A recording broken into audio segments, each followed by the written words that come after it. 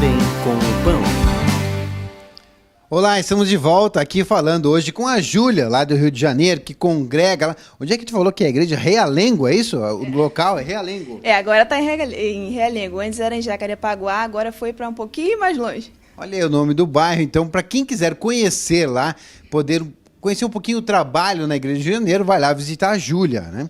A Júlia que está lá convidando. Júlia, convida o povo para ir para o Rio de Janeiro lá, para visitar a igreja. Amém, irmão. Eu que venho tanto para o sul, né? Agora que os irmãos possam ir para o Rio de Janeiro conhecer a igreja lá, né? Que às vezes parece que no Rio de Janeiro, às vezes não, né? É sempre tudo muito distante em função do trânsito, né? Mas aí é que o povo tem que perseverar, né? Aí é que o Senhor vai colocando cada um lá à prova, porque é longe, porque é quente, porque às vezes passa pela praia para ir, né? Dependendo do local, então vai que... Então quer dizer que passa pela praia para chegar lá. Bom, vamos supor, tu passa. Não, a minha casa fica bem perto da praia, então para eu ir para lá ou para cá é a decisão, né? Vai pro culto ou vai pra praia.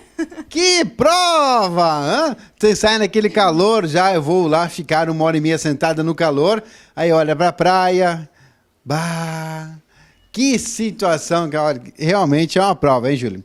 Mas nós estamos falando aqui antes do intervalo, sobre alguns materiais que a Júlia tem aqui usado para a experiência dela. E ela trouxe uma situação realmente muito interessante, Júlia. Quando nós perdemos algum ente querido nosso, alguma pessoa que é querida, a gente pode cair nesse processo de nos amargurarmos com o nosso Deus, porque a gente, quando vai buscar o entendimento, a gente começa a frequentar a igreja e ter o esclarecimento da palavra de Deus, a gente começa a entender que Deus é que cuida de todas as coisas. Maravilha, uma bênção. Mas daí, com isso que acontece? Perco a comunhão com uma pessoa querida minha, que estava próxima de mim. De quem é a culpa? Se Deus cuida de todas as coisas, de Deus, né? Vai ser de Deus essa culpa. Mas Deus tem um plano divino e muito maior que foge do nosso entendimento.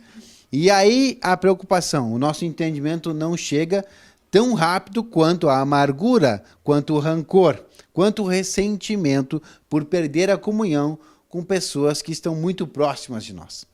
E aí vem o problema que a Júlia trouxe, né? Me amargurei com Deus porque ele recolheu uma pessoa que estava próxima de mim, que eu gostava de ter comunhão. Gostava de levar a vida do lado daquela pessoa. Aquela pessoa me ajudava, era um amigo, era um parceiro das atividades que eu tinha. E aí perdi essa comunhão. E agora?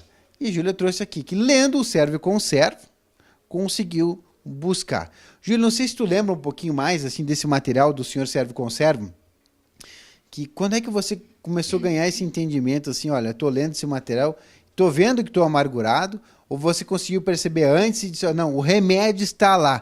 Como é que foi essa percepção para você chegar no material Senhor Servo e Conservo?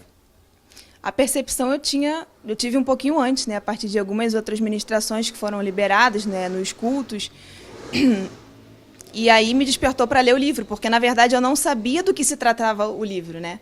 Porque muitas vezes eu lia a passagem lá, né, e não me atentava que aquilo se tratava da situação que eu estava vivendo, né? E depois, quando eu peguei no encontro, eu peguei vários materiais que eu ainda não conhecia e peguei na contracapa para ler. E peguei aquela passagem que ele se refere e fui ler, né? Do Senhor, do Servo e do Conservo. E aí eu fiquei meditando naquilo e depois, assim, o Senhor me despertou para comprar, né? Porque a gente vê ali que se nós pecamos todos os dias contra Deus, né?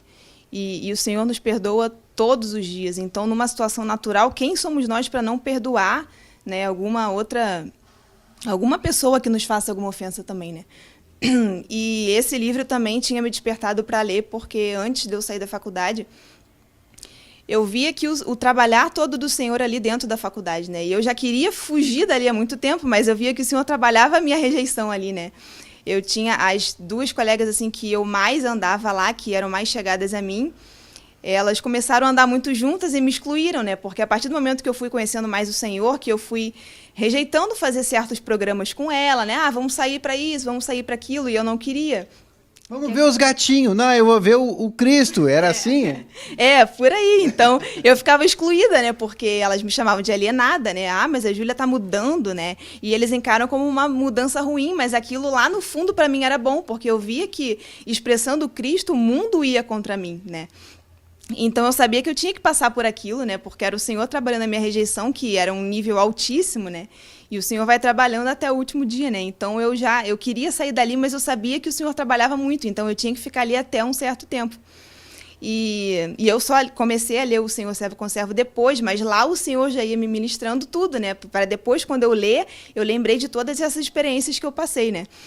Então, várias situações, né, que a gente vê várias pessoas passando, mas quando é com a gente é a pior coisa do mundo, né? Então, elas começaram a me excluir de tudo, né? Porque eu não saía no domingo, porque era o dia de culto, né? E no início eu tinha vergonha de falar: ah, Júlia, vamos lá. Eu falei: ah, não vou, tenho meus compromissos, né? Até o momento que elas perguntavam: mas que compromisso é esse? Que todo final de semana você não pode sair, né? E sábado tinha seminário, domingo tinha culto. Durante a semana tinham grupos familiares, e eu fui começando a falar, e a partir dali dar o meu testemunho, né? E elas, até um certo ponto, continuavam insistindo, né? E depois elas não me chamavam mais para nada. Então eu não sabia se aquilo era bom ou ruim, né? Eu estava sendo excluída do meio delas, mas pelo menos eu sabia que eu estava fazendo a coisa certa, né? E eu não deixava... Olha, eu vou dizer...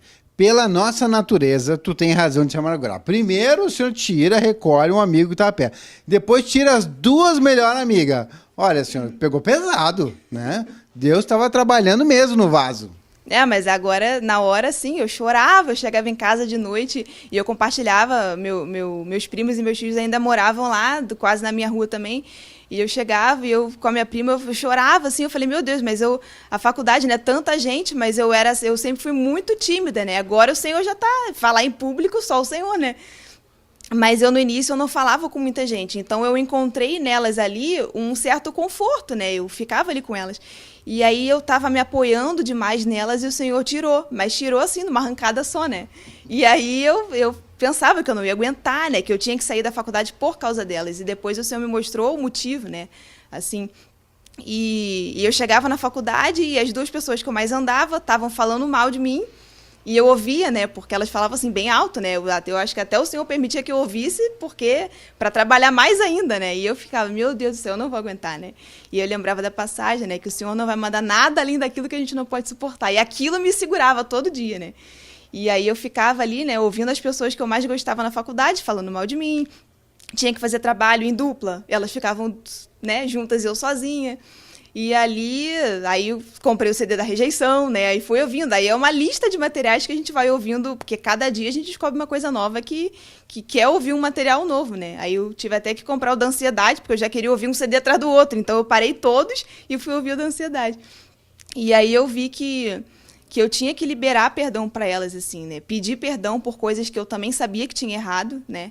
E me consertei com elas, e mesmo elas não tendo pedido perdão, no livro, na própria palavra, fala que a gente tem que liberar o perdão, nem que seja em oração, né? Então, para Deus, eu ia limpando o meu coração cada vez que eu liberava o perdão para elas por meio da oração. É uma atitude de fé. Chega uma hora que o nosso coração não está pronto, mas tem que tomar uma atitude de fé. Diz que o perdão, a gente recebe a gente aprende no CD, que tem um CD em MP3 que fala sobre esse assunto, perdão.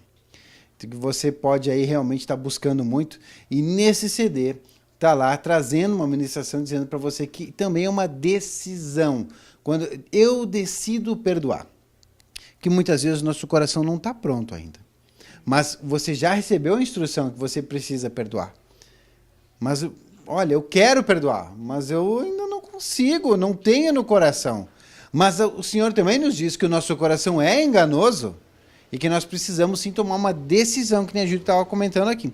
Uma decisão de perdoar. Então eu vou perdoar. Vou primeiro perdoar em oração. Vou orar para o Senhor, dizer: Senhor, eu quero perdoar. Senhor, eu quero liberar perdão. Senhor, eu desejo pedir um perdão. Por favor, me abra uma oportunidade para que eu possa pedir perdão. Porque, Júlio, o perdão é muito interessante, porque muitas vezes a gente se sentiu ofendido com uma situação e a outra pessoa nem sabe que nos ofendeu daquela forma. E eu vou lá pedir, Júlia, você me perdoa porque... Não, Júlia, porque tu fez isso? Eu fiz isso?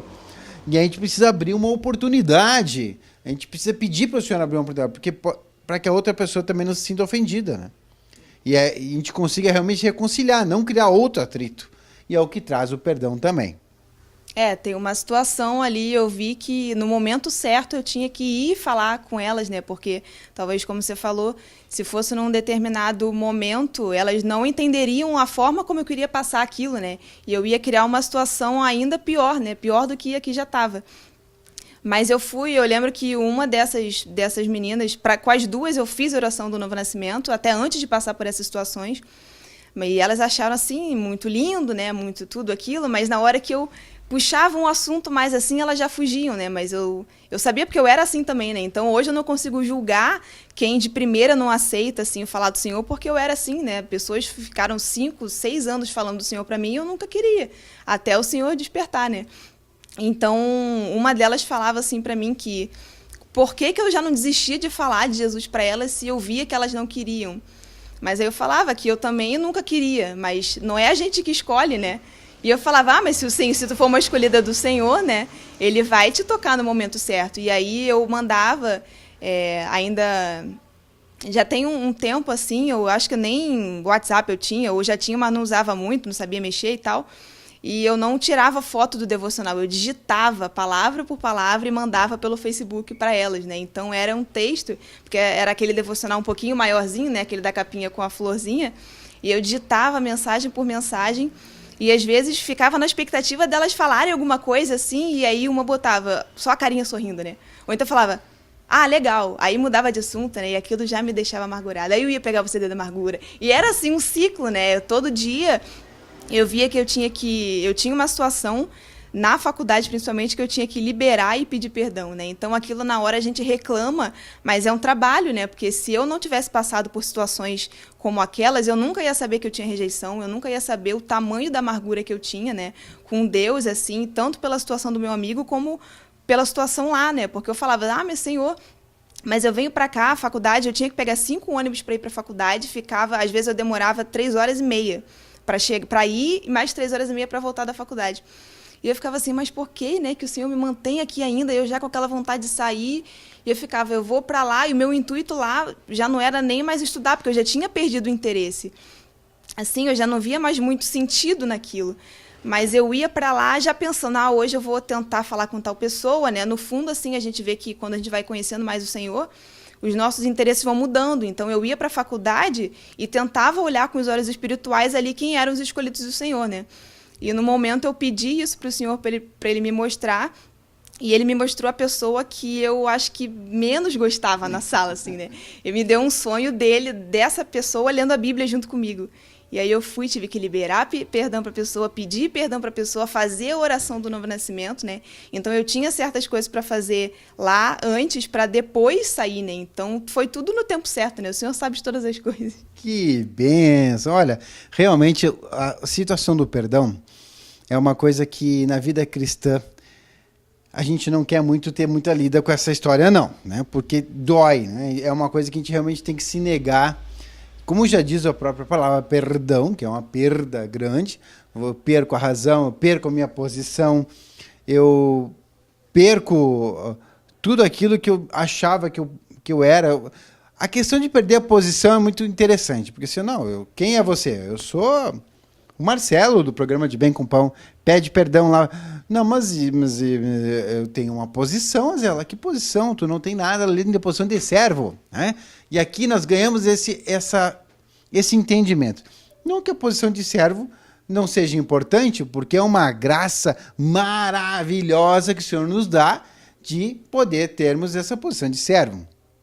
Mas que a gente deve reconhecer a humildade de que nós, como servos, obedecemos e servimos ao nosso Senhor, e não ao contrário, né? Senão a gente fica orando, Senhor, faz isso para mim, Senhor, faz aquele outro, Senhor, me dá isso.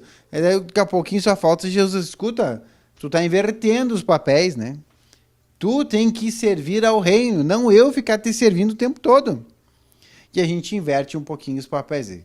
Mas, para falar mais disso, daqui a pouquinho nós vamos falar mais aqui também sobre O Dano da Amargura, esse maravilhoso livro, que nós temos um livro pocket que você pode ler no metrô, no ônibus, no avião, porque ele é pequenininho, leva dentro da bolsa, dentro do bolso mesmo você consegue levar.